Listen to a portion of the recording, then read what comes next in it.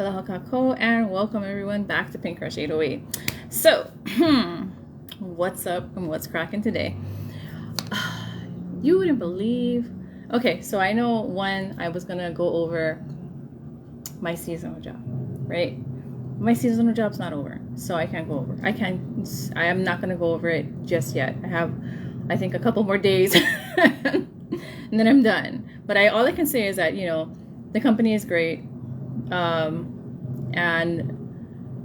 And I'll just wait. I'll leave it at that. Okay. It was a really great experience. It was a fun experience for me anyway. I'm going to save that for later. But that is coming up. So I'm going to review and reveal a part of my seasonal job. And then of course I was going to give my comments about certain military branches, which is the best branch, or the branches available for some of you young ones and some of you old ones too. Hey, you know what? After you 30 year old, okay, I'm sorry. But not old as in like granny old. I'm just talking about, much mature. You're much more mature, and your body is going to be either one of the two, strong or very fragile. Okay, if you're not taking care of your body, you're going to be easily broken. You might want to think twice about entering the military. But if your body's still strong, you're still kicking, then give it a go. That right there, I'm going to have a few people on with me when I do talk about the military, because it's going to be nice to see us guys all argue. Let me give some thought on that, okay? Because when I argue and I have facts, and sometimes my facts really piss people off.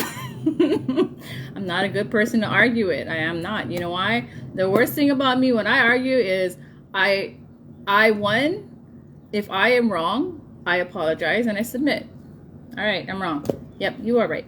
I will accept it and I will apologize. But if I'm right, if I am right, holy smoly broly, I am just going to keep going, and facts are going to be thrown at you like darts and arrows, and then I'm going to hit you with the spear. That's going to hurt. And people know me. People who do know me know that if she's right, she ain't going to stop. She ain't going to stop until, somebody cries. But, along the years, I've learned to, be a little more nicer. I mean, it's not that I'm ruthless. It's just when I feel passionate about something and I know I'm right, and someone keeps trying to, throw shade on what I know is right, and they're trying to make me look wrong when I know I'm right, then, things can get really heated. But I think the worst part about it, it's not aggressive.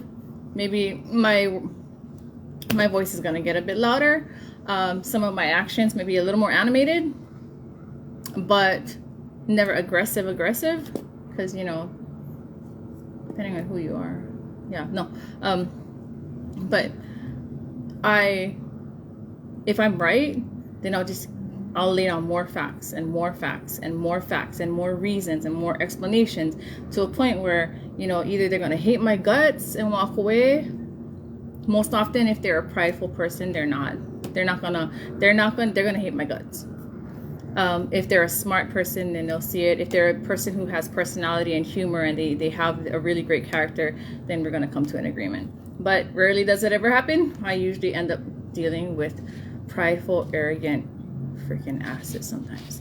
So let's get to it.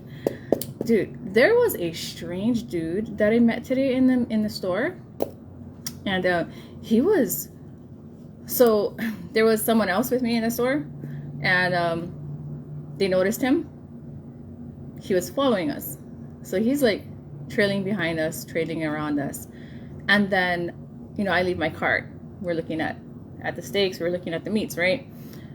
And then he pushes his way through my cart, and he's like moving that very disrespectfully. He's an older man, and he pushes through, like really disrespectful. And I look at him and I'm like, if you had told me to move it, I would have moved it out of the way for you. And I was being really nice about it. And this freaking guy, this elderly guy, he was saying stuff, and I said, you know, I would have moved it. You know, that's just kind of rude what you just did. He was like saying things under his breath, and one of them was, so you're not going to change. And I went, so you can still be the same. He mumbled it under his mouth, and the way he was saying it was like threatening, and I was like, I don't even freaking know you. I don't know you. I don't fucking know you. So I said, well, you know what? If you mentor me, maybe I can think like you. I'm like, hey, one, I caught that. Okay, most often when people say certain things, I just let it go because I'm like, I don't have no time. But when he said that, certain words for me, when I'm listening to people, I key in on everything that they say. I key in on everything that you say. If you look at my resume, then you'll know, why. I key in on everything a person says. But that doesn't necessarily mean I'll react to it, because there are some things that people say is just not worth reacting to. But what he said, that was worth coming back on. So I looked at him, because that's when a person says, so you're not going to change. It means, one, they were watching you. Two, they know about you. Three, they've been observing you. Four, they've been stalking you. They know about you. And so for me, because he's elderly, right? He's older. He's an older gentleman. So of course, we all know this. Okay, youngins, take notes to this, all right? Older people have lived a long lifespan, right? Most of the businesses are owned by older people. Rarely are you ever gonna see someone who is in their 30s that owns a successful running business. Most often, you're gonna see someone who is older. And you can't tell me Elon Musk. Elon Musk is older too. He's about in his 50s, around there. I'm not saying that he's old, okay? He's not. I'm just saying that he came from money too. Okay? If you really look in his background, he came from money too. And so when you deal with these older men who have successful businesses, most often, if they have a network. So these older men have a network. They are threatening. Okay? And it's not that I was being disrespectful to him. I was trying to be as polite as possible. But it seemed like he was doing it intentionally so that I could react in a disrespectful manner. I don't know what his motive was. Maybe he has it out for me. Okay? Because like I said before, I was in local politics. I mean, I was in a very different, all different levels of politics. And, you know, some of these things that people had, especially businesses, it wasn't in the best intention of Hawaii. Now, if you look at a lot of the people that sold out Hawaii, they're not Hawaiian. They're not even from Hawaii. So they don't have a connection to Hawaii. Of course they can sell out Hawaii. You look at the ones that are from Hawaii, they're fighting amongst each other.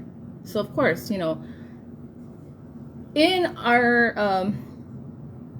national anthem, in our Pledge of Allegiance, in our government system, it's supposed to have this: united we stand, divided we fall. How can a kingdom reign if it's divided? You know? So on the community that does have Hawaiian and have strong ties to the land, they're divided. And then you have all the other investors who bought out the land, and they don't have any real connection to it. So of course they can monetize off the land without caring. You know, that's just how it goes. But this elderly guy, I was very surprised. You know, I felt like, wow. So what is it that I have? What is it that I do that you have an issue with? Because it must be really great. It must be the shit for you to get pissed off like that. And as far as you're not going to change, I think that was in reference to the fact that I stand my ground, and the fact that I am willing to confront and to stand my ground in conflict. Not all the time, because I pick and choose my battles. Why? Because I learned in my past, you got to pick and choose your battles. But the fact that he said that, so you're not going to change, my response was, if you mentor me, then maybe I might think the way you think. And what I meant by that is this: you cannot come against a person and expect them to change by placing challenges in their life just to make their life hell. And I'm going to say this right now. All right? I'm going to say this right now. I love my life the way it is, no matter what, up or down. I would never take it. Okay? I'm not suicidal, and I never was. So I'm putting that out as a disclaimer. I'm just going to let you guys know. I can see why a lot of the younger individuals are being targeted by this older group of people, because they have money, maybe because you're not adhering to what their desires are. We're not in a communist country, nor are we in a socialist country. So we have the right to fight. You have the right to manipulate the masses. You have the right to manipulate whoever the hell you want, buy out whoever the hell you want, if they're that desperate. But on the opposing side, everyone else has the right to stand up against whatever oppressions that come their way. Now, I'm going to also tell you this too, as an ordained minister and as a person who does know God. This life is short. It's a very short life. 125 years is too short. 60 years is shorter. 80 years is short. 90 years is short, long for some people. But eternity is forever. In this world, you can live eternity in blazing fire or in darkness and fear. You can live eternity in blazing fire, darkness, and fear. Because a lot of you guys think hell is something that is about fire and you're having a party. But let me tell you something. For someone who knows someone who died, and it sounds like they went to hell, it's not fire. Let me tell you that. Nope. It's worse than that. And I think what they experienced was a holding area before going to hell. I think what they experienced was a holding area before going to hell. So I'll get back to that in a little bit. But in this life right here, in this life, this is your pass through. In this life, this is your pass through. So you're passing through this life. How you pass through this life will determine how you are, where you're going in the next life. Okay? How you pass through this life determines where you're going in the next life. And who you do and what you do. I respect my elders. I'm going to tell you guys straight this. I respect my elders. Everything that I said to him, I said it with kindness. I did. I said it with kindness, and I was trying to be firm because I believe in this, fairness. And it even says in the Bible, fathers, do not grieve your children, or they're going to, hold grudges against you. And then also it says, children, you should respect your parents. Now, he's not my parent, but he is an elder. So I said it in the most respectful way I could. But when he was pushing his weight on me and trying to make it seem like, you gotta bow to me. You gotta bow to me. I was like, no, fuck that. You know what? There is an equality here, okay? And I respect you because you're an elder. I respect you because you're an elder. But I do have a right, because by law, not by law, you don't have to treat people like that, okay? You don't have to treat people like that. That's not how you treat people. That's not how you treat people. When I was at, no matter what, high or low, no matter what position I was at, high or low, and you know what? That's the blessed thing that I love about my life, is the fact that I can go through any socioeconomic status. I can be here and I'll do what the hell I like. I don't even care what it is. I'll be a cashier. I don't give a fuck what anybody says. Some people will be like, you're way qualified for that shit, and I'll be like, I'm still doing it. Why? Because I want to do it. I don't care what you guys think. Or I'll sit on top as a CEO or as a director of programming, coordinator of programming. I'm still going to treat people fair and nice. I'm not going to push my weight. Matter of fact, the higher I climb, the nicer I become. The higher I get, the nicer I become. Why? Because it's only obvious. If you sit on the top and you be bullying people, everybody's going to look at you like you're a damn bully. You know? They're going to try and check you. Or they're not going to like you. Personally, I'm nice to everybody. Anybody who knows me knows that I'm a super, super nice person. I'm not a mean person at all. Matter of fact, I'm very respectful. Actually, I try to make things more convenient for people. I'm a person who likes to help people. But I also know when to flip the switch. So I can be I can be a very, very, very stern person too. I can flip the switch. I can turn on the army mode real quick.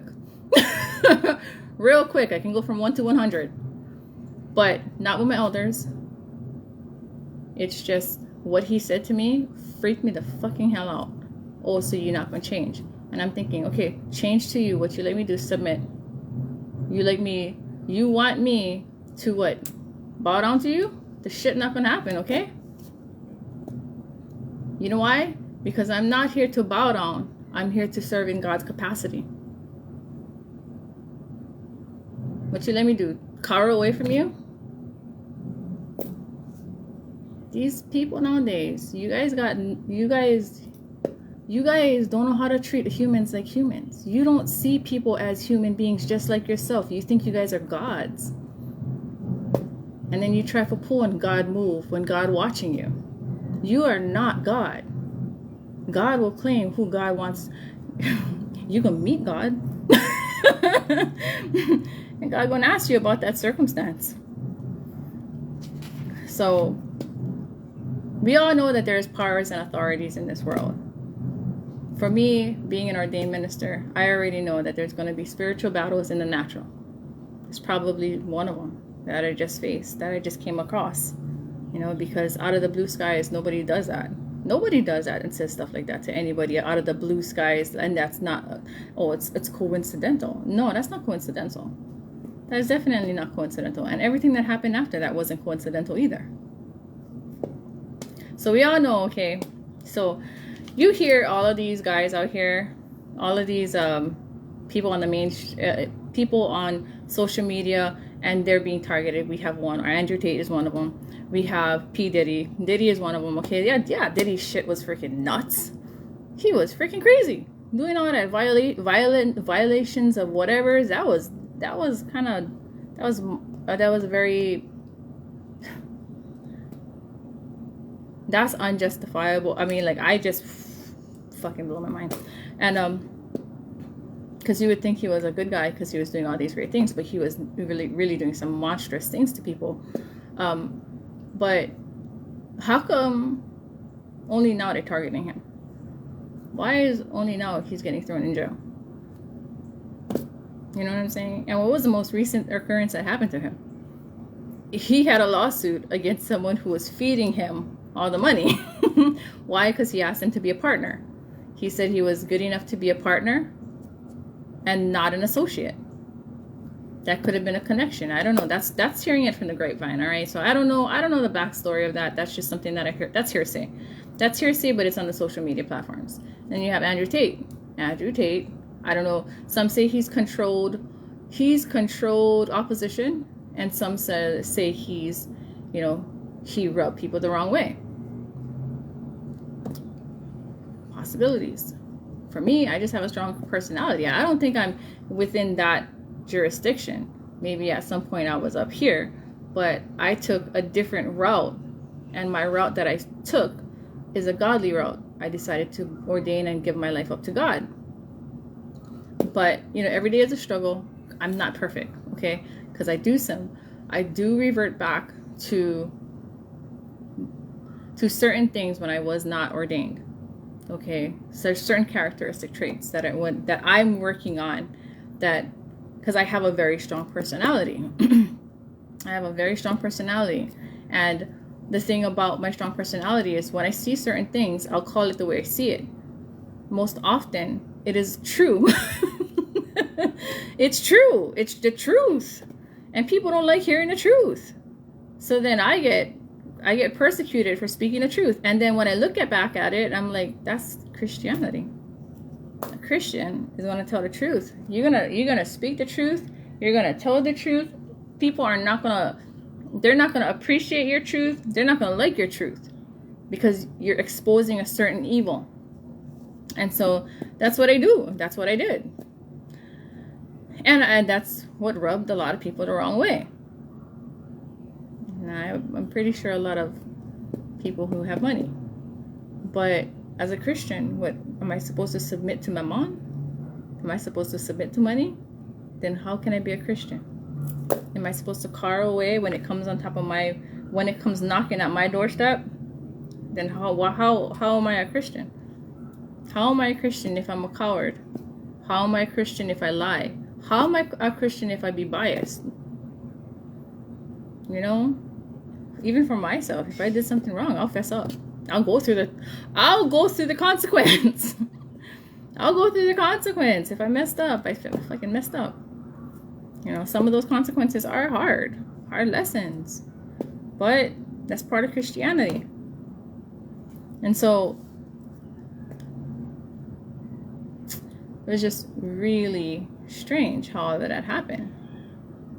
Look, circle of people out there.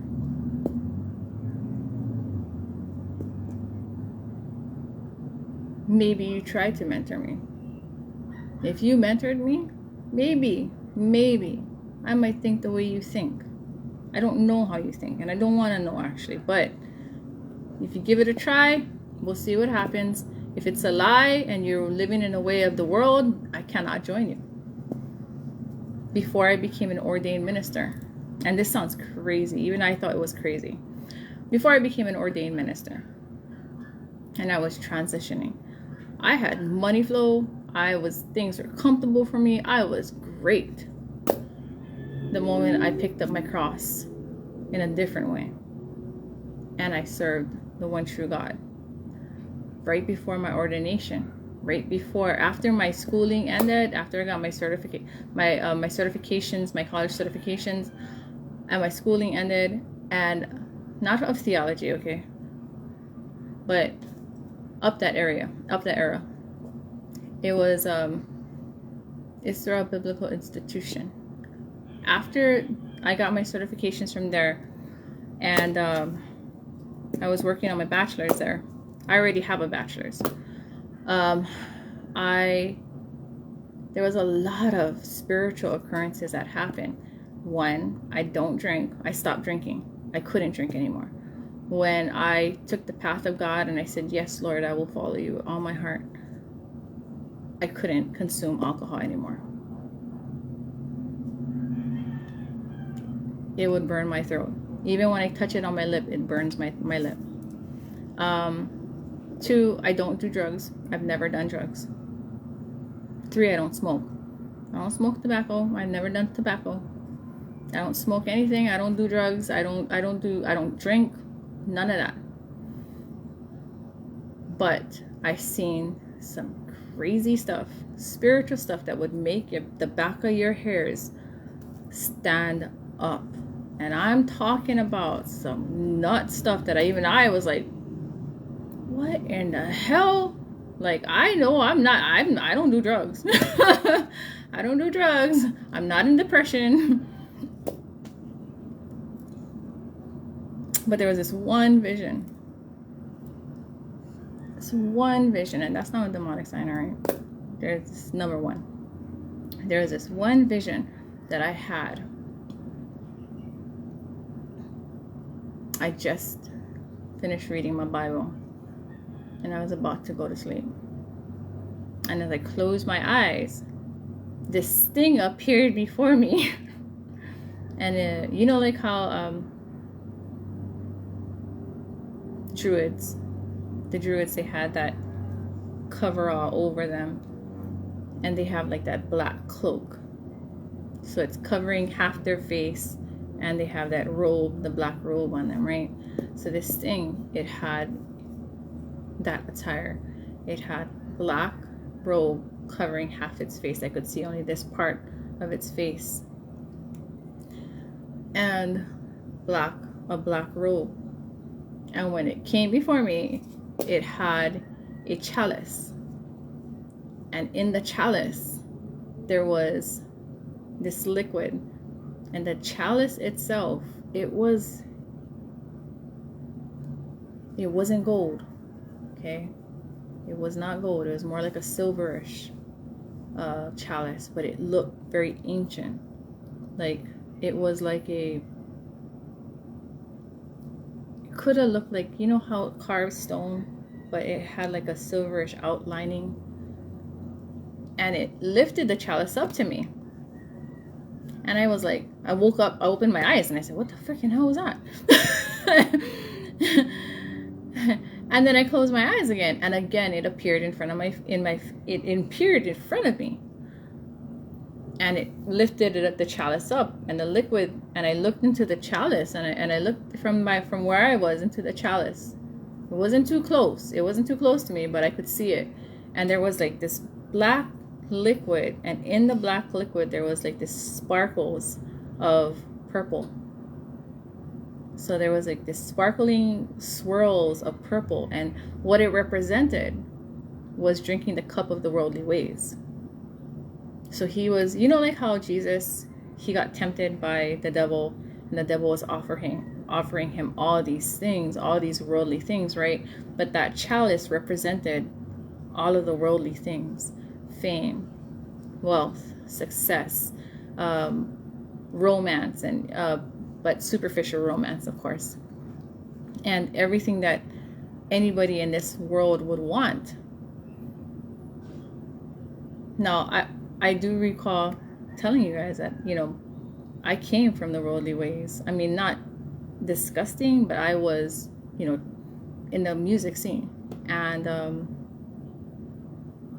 I was in the music scene with all the VIPs. I'm good, you know what I'm saying? I did a lot of things that would get you recognition and respect. But in that chalice was the second phase of your life. So there's this first phase of your life where you'll only go so far, and then you have a second step to it. And that's the elevated phase of your life, when wealth and success come into play. But you will hit that point, I think, at a certain age. It'll come to you at a certain age if that's what you're seeking. And I was about that age. So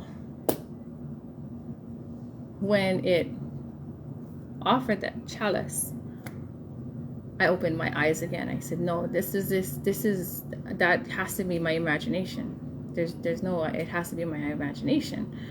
This must be just, I don't know what this is, but that's the second time. And, you know, the third time, I don't think there'll be a third time. And I didn't want to close my eyes. I didn't want to close my eyes, but I said, Lord, be with me as I go to sleep. Be with me as I you know, close my eyes. Enter with me. And so I closed my eyes a third time, and again it came before me. And the way it came before me was like that. Like the first time it came like, you know, like how it hovers in those horror movies, how those ghosts come to you like that. That's how it came to me. So the first time it came to me like that, it came up and appeared to me. The second time it just, you know, it was there. The third time it was there again. There's no getting away from it. So the third time it came to me, I looked at it and I said, I belong to God. I am a child of God. I belong to God. I choose God. And at that moment when I said that, it retracted. It retracted back into the darkness. And I never seen it again. But, oh, it was so weird though. Like when I was looking at its face from here to here, and this is weird because when I was younger, I had this gift since I was younger. I could tell when someone was living a life that wasn't godly. They were just doing a lot of sinful things. They have this tinge of gray. So this thing, its face was gray. It was pale grayish. And it was old, and it was wrinkly. And it was like from here to here down, it was like, you know, it was old, it was ancient, and it was the tinge of gray. And what was revealed was that was sins. That was the world, the sins of the world. And the chalice that he offered up to me was the cup of the world. So anything that had to do with the world, wealth, fame, romance and love, superficial love, living, anything that you wanted of the world, if you drink that cup, that would be yours, but you would have to forfeit your soul to it. You would forfeit your rights of heaven. You would forfeit your entrance to heaven if you drank of that cup. So at that point, I already knew, once I drink this, if I drink this cup, once you drink this cup, you forfeit your entrance to heaven. And I was like, no, I love God too much. Without God, there is no life. Without God, there is no love. Without God, there's no life. So for me to give up God is like giving up my breath of life. I might as well just die. And so it retracted, like the scary movies. It retracted back into the darkness. And then from that point on, every comfort that I had, it was like I was the enemy of the world. And today I stand before you guys, giving you guys this testimony. I told you guys, so my testimonies are nuts, okay? You guys think, oh man, you guys gotta hear the stories of prior to deliverances and all. my very first intentional deliverances, because prior to that I used to do them, but I never knew I was doing it. Sometimes it was just one prayer, one touch, one presence, you know, and things would just change for whoever that was. But in this first intentional, organized deliverance, that was crazy. That was nuts. That person, okay, you know how they say it takes a long time for people to get delivered, right? And they're like there for hours and hours. Nope. Instantly, boom. You see 3 things just come right out of that person. And I went, oh. Okay. I seen it, but I'm not afraid, but they are. They're afraid. I hope they're okay. I want to hug them, but I can't. Because I have to finish this. Man, one time I was driving and the person sitting next to me, okay? I was driving my friend, and the person, he was... I delivered him by accident. I delivered him by accident, okay? And the thing started talking to me while I'm driving, and I was like, okay, I gotta find church. Then he find a church. I need to find a church now. Because I don't want to get like strangled right now. And so like your faith has to be super strong. So I was like, you will not manifest right now. You will not manifest. You heard me. So I mean, like, it's different for every person. You know, every deliverance minister has their own different tactics and their own different ways. Okay, for me, it does not take me hours. They will manifest in an instant, and they will be gone. And you know, some of them, most often the person who it comes out of is scared. You know, they're scared, and I'm scared for them, not scared of it. I'm scared for them. I'm like, oh man, I'm scared for you. Please don't be afraid. You know, I'm scared that they may not have enough faith. You know, or although you're letting them borrow your faith. It's just, I've seen some stuff, man. And with this guy coming up to me telling me that, it makes it even more of a confirmation that I still stand against the world, which is, I'm fine. I'm fine with it. Fine with it. Hey, look, this world is on pass through. Christ never lived an easy life. None of his followers lived an easy life. But this world, I'm telling you, this world is on pass through. You better really think about what y'all are doing. You're going to pass through this world. Where are you going after? I tell you, I know some stories of people coming back from the dead, and what they explain is not very nice. So how many of you guys are familiar with the book of Enoch? as if you guys can actually respond, right? Those of you who are familiar with the book of Enoch, remember the 4 rooms. 3 rooms of darkness, 1 room of light. In the middle of the room of light is the fountain of life, right? One person actually went to one of those dark rooms that died, that I know. They died. They passed away. When they woke up, while they were having their episode of death, they were sent to a dark room. And in that dark room, they felt fear. They said they never felt a fear like that in their life. And it was something behind them, but they couldn't see it because they were in a darkness. They were sitting in a darkness, and they felt that fear, and the fear was behind them. They were so afraid. They didn't call in the name of God. They didn't call in the name of Jesus. They sat in their fear, and then they were revived. And when they came back, they had that story to tell. Now, this person, when that person was telling me it, they were searching for answers. I wasn't an ordained minister yet. I wasn't an ordained minister. I just was a person at that point, at that time, who really loved God, and everybody knew I loved God, and I love God. You know, if God were to be separated from me, I would die. I literally would die. You know, that's my life. Like, there's no reason for living if you don't have God in your life, because He is life.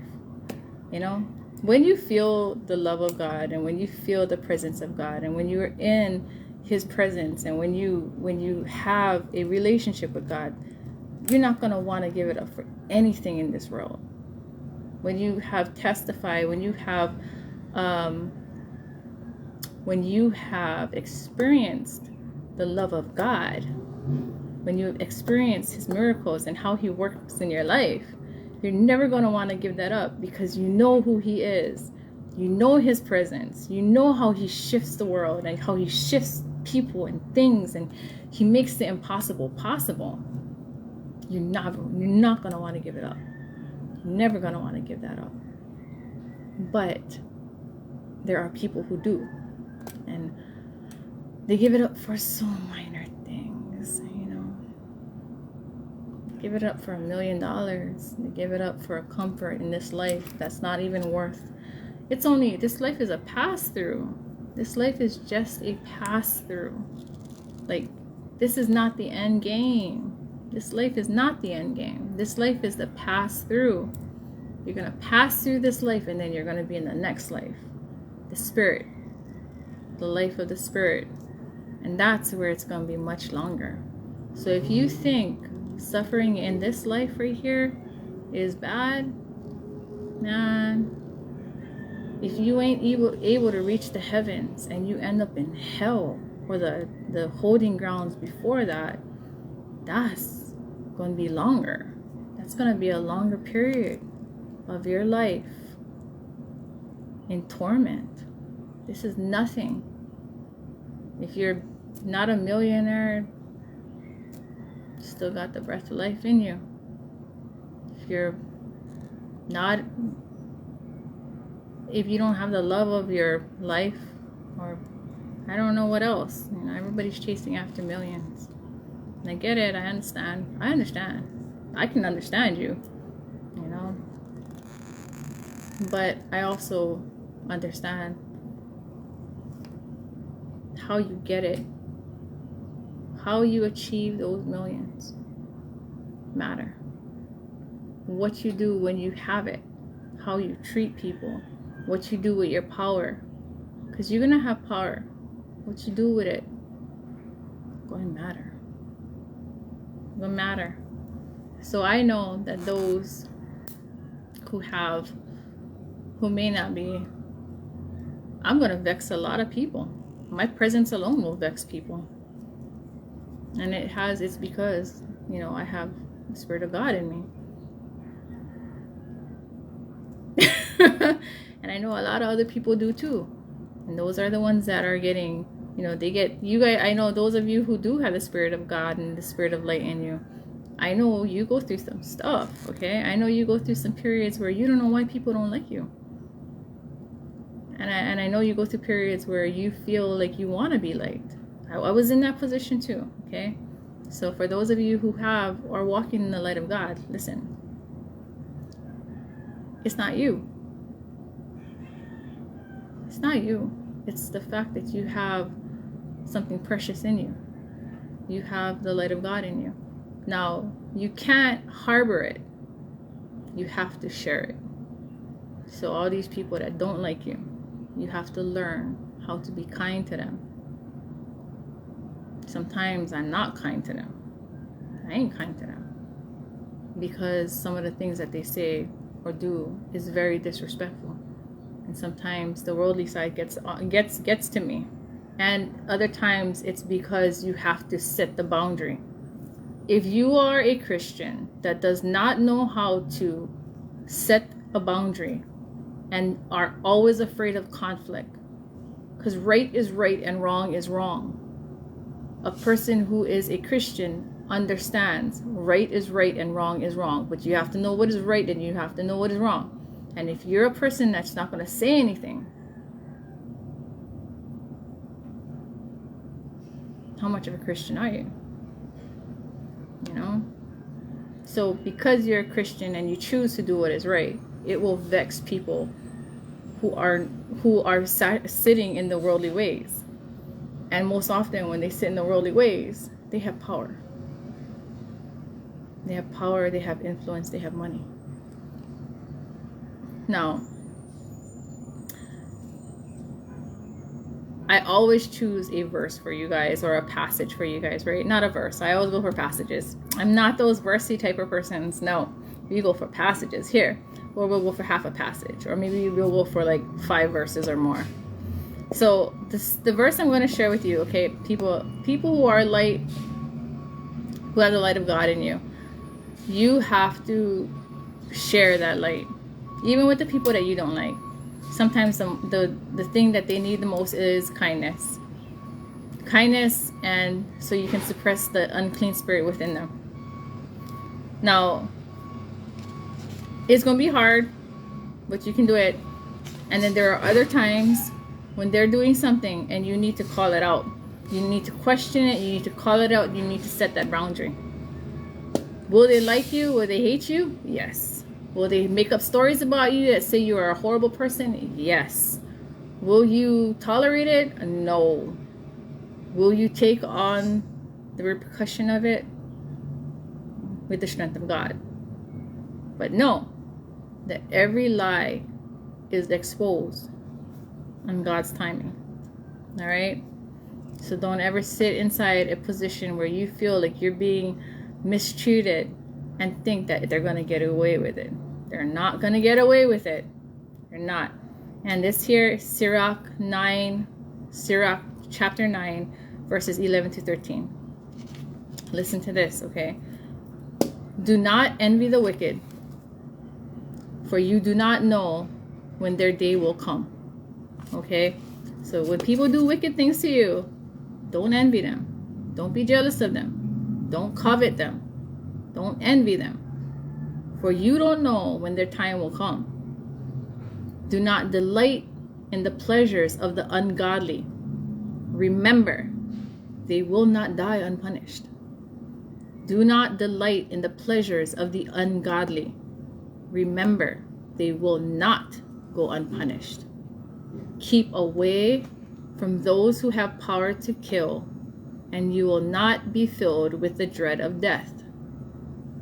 Okay? So, for this one, keep away from those who have power to kill, and you will not be filled with the dread of death. I'm not talking about, okay, I cannot be hanging around with soldiers and military people because they all can kill. That's not what I'm talking about, okay? I can't hang around with anybody who has a gun. They have power to kill. That's not what I'm talking. That's not what God's talking about. That's not what God's talking about. What God is talking about is people who have the resources and power and the authority to cause someone to disappear. They're consumed in the worldly world. Okay? So keep away from these people that are out of your economical social status. All right. So everybody, all of you guys all want to climb, right? You guys all want to climb up to this certain power status, right? And a lot of these guys who have certain power statuses, that some of you guys, I'm not saying all of you guys, but I'm saying some of you guys are trying to rub elbows with, yeah, because you guys want to be there too, right? They say like birds of a feather flock together. If you can get into that flock right there, then you're gonna be good. Understand that when you hang around with a crowd, the first thing you do is look back at yourself and say, do I have the power to hold my own ground with these people? Am I in the same category as them? Do I have the same, can I bring the same power to this table? That's the first thing you do. You think about that. Do I have the same power to hang out with these guys in this table? But I'm telling you, you think I sat, you don't know anything about me. You asked yourself, all these guys on this table right here, if you're looking for power and you sit amongst power, before you sit or decide you want to sit with these people who have power, ask yourself, what do I bring to the table? Because if you ain't shit, okay, and you bring yourself to a table of the round table of men who do have power, do have money, and do have influence, you put yourself in a very bad position. You're going to put yourself in a very bad position. You're going to put yourself in a position where they can eliminate you. You have to be able, before sitting in a round table of power, you have to have power too. Okay? If you don't have power, have influence. You have to have something. So, another thing, what I also mean by that is this. Look at yourself where you are. Don't be too ambitious. Sometimes the place that you are is the best place for you. Don't be too ambitious to be Mr. Authority, Mr. Power. Because I'll tell you what, get plenty of you guys who are coming up right now and you want to sit with the power table, but what you got to bring to the table? And are you willing to forfeit your soul? Are you willing to forfeit certain aspects of your morals to get there?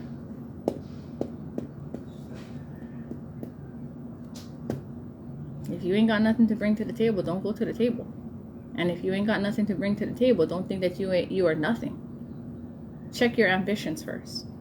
You know, check your ambitions first. Because when you sit with people who have the power to kill,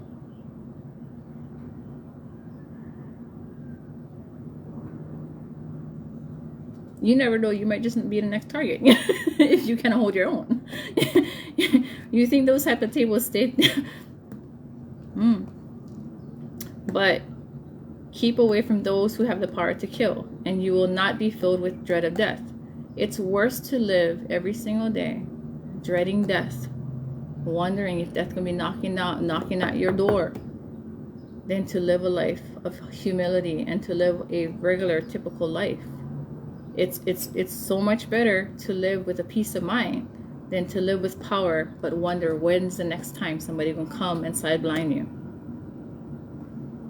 But if you came near them, okay, moving on, this is verse 13. But if you came near them, do not offend them, lest they take away your life. Know that you are stepping among shares and walking over a net. Snares. Know that you are stepping among snares and walking over a net. So if you are the lesser of the greatest, then you, my friend, can be trapped. You'll be walking through among snares, and you may be stepping among snares and walking over a net. What happens with a net? It traps you, and then you're locked in, you're done. So if you do come across people of power, people of authority, people of stature, either one, make sure that you can walk high because you got the same power, you've got the same influence.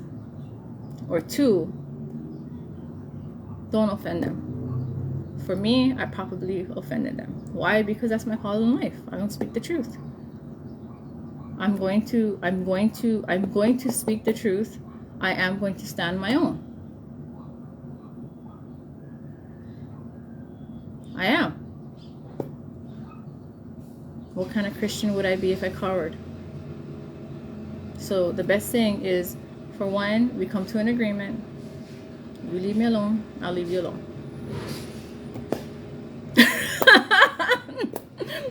Or we can keep doing this. So yeah, I told you guys I'm a pretty straight shooter. Okay, and like I said, I sat among some pretty solid people. Now I choose God. I'm of an opposition of the world, but that's my position, and that right there is my verse for you all. And as I said, I love God with all my heart, but I hope that you guys can see the light of God too. So yeah, strange guy at the store. I wasn't trying to be mean. People that probably heard his story, this is the real story. This is what happened. Okay, now before I end, of course, I give you guys a verse, Sirach 9:11-13, and I want to end on a good note. So I am going to do a review on Moana 2. So Moana 2 is awesome. Okay, if there is a picture that you want to see, adults going on a date, or you want to take your kid, Moana 2 is awesome. I swear. Like, I'm going to give you the beginning of Moana, and then I'm just going to cut it because you have to go to watch it. So Moana, she reaches a certain age. Okay, so she ventures out into the ocean. She finds this island. The island has pictures of other people. Now, the island that they're on, they're looking for people. It's only them. There's only so many times you can grow your population without mingling in your population. You know what I'm saying? So I don't think they were gonna do that. But she ventures off. She finds this artifact of other people from a different island, and so she comes back. When she comes back, her dad is like, "Oh, Moana, I'm going to elevate your status. Okay, so we're going to have this ceremony." So they have this Ava ceremony or Kava ceremony, Ava ceremony. And in the middle of her Ava ceremony, sister gets hit by lightning. Boom. Okay, so she knocks out, and then she enters the spirit realm. And in the spirit realm, she meets her ancestor, who I forget what his name was, but who was a wayfinder. And he shows her, okay, this is what's going to happen if you don't complete the voyage that I started. And we need you to complete that voyage, or the whole tribe will die. So she sets off on a voyage to find the island that he wasn't able to find. Now, I'm going to leave it at that, okay? I'm going to leave it at that because I want you guys to go watch it. But in the graphics on there is awesome. And, they really portrayed the Samoan culture, okay? So I thought it was pretty cool. They had the dances, they had the tatao, they had how family is valued in Polynesia. And when I say Polynesia, I'm talking about all four triangles. So Polynesia is, when we refer to Polynesia, and when it is referred to a triangle, at the very top sits Hawaii, on one corner sits Tahiti, Tonga, Samoa, and at the other corner sits Aotearoa. I think Aotearoa is on this side. Aotearoa, for those of you guys who don't speak the native language, is New Zealand. Yes, we are all connected. We are all one family. And if you speak Hawaiian, you can definitely be able to understand the Maori language. So if you speak Samoan if you speak Hawaiian or Samoan or Tongan, you can understand Fijian. You can understand, as long as you know you have the basic understanding of one of those languages, you can understand practically all of them. Tahitian as well, because they all have the same language, just some of them are slightly different. So for me as a native speaker, if I go to either one of those islands, when they start talking, I can pick it up. I'll be picking up and I'll be understanding and listening to their language. And yeah, for me it's kind of easy to process. But there are like some parts of the language where I'm like, I don't know what the hell they just said. I'm just gonna watch their expressions. But for the most part, if you can speak one of those languages, you can understand practically all the rest of them. You just have to put a little bit more thinking skill and strategy intelligence to it, and you'll figure it out. But Moana review was awesome. You know, the first Moana was cute, but this one is cuter. And the journey, oh my god, the journey, they really captured the Polynesian culture. They did. They really, really did. And the well, I call it Ape'apea. There's probably a different name for her, but that was pretty cool. Now, I heard that they were going to have a real life version of Maui. Now, here, this is the thing. The Maui that you guys see on Moana is not the real Maui. He did not look like that. The Maui in real life, he was like 7 or 8 foot tall, and he was cut, muscle built. He was a monster muscle build, and he was very good looking. So yeah, that was what my understanding. I'm not gonna go deep into that because like I said, I serve one God, one Lord. But that's the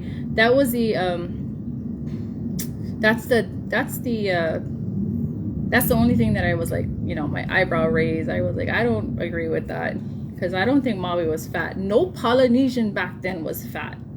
Polynesians were not fat. We're very fit. We're very strong, but not fat. Now we're fat because everybody lazy because of how the system is. It was very the society back then was structured very differently. The laziness is not the same the laziness now is not the same laziness back then. Because back then the Hawaiians would get all their work done early in the morning, and for the rest of the day they was playing in the ocean, playing in the mountains, just chilling. That's why they had that. Yeah, so work smarter and not harder. But anyhows, that was my spiel for today. Of course, I'm going to come on again later on. What is it? Today is Thursday. Maybe on Sunday. I don't know. Saturday. I don't know. When I come, I come. All right? But anyways, that's my spiel for today. Love, peace, and aloha. I'll talk to you guys later.